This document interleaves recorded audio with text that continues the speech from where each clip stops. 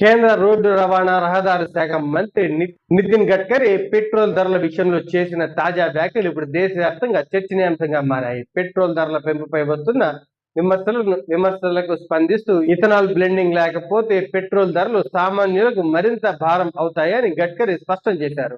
Ethanol వాడకం వల్ల దేశ ఆర్థిక స్థితిగతుల్లో వస్తున్న మార్పులను ఆయన వివరించారు. భారత భారీగా ముడి చమురు దిగుమతి చేసుకుంటోంది. ఒకవేళ పెట్రోల్లో ఇథనాల్ కలపడం మానేస్తే దేశంపై ఆర్థిక భారం పెరిగి పెట్రోల్ ధరలు ప్రస్తుతం ఉన్న స్థాయి కంటే గణనీయంగా పెంచాల్సి వస్తుందని ఆయన పేర్కొన్నారు.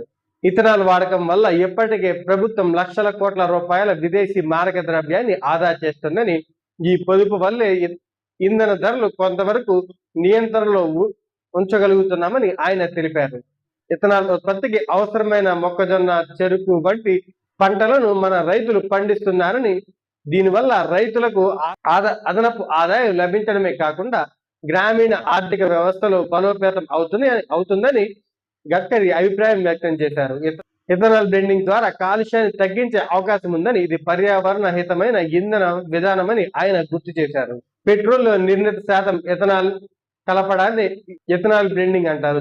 దీనివల్ల పెట్రోల్ వినియోగం తగ్గుతుంది. తద్వారా ముడి చమురు దిగుమతులపై ఆధారపడడం తగ్గుతుంది. పెట్రోల్ ధరల పెరుగుదలపై వస్తున్న అపోహలను తొలగిస్తూ ఇథనాల్ బ్లెండింగ్ అనేది కేవలం ఒక ప్రత్యామ్నాయ ఇంధనం మాత్రమే కాకుండా దేశ ఆర్థిక స్థిరత్వానికి అవసరమని గడ్కరీ సమర్థించుకొచ్చారు. స్వదేశీ ఇంధన ఉత్పత్తి పెంచడం ద్వారా మాత్రమే పెట్రోల్ ధరలను అదుపులో ఉంచగలమని ఆయన ప్రభుత్వ వ్యూహాన్ని వివరించారు.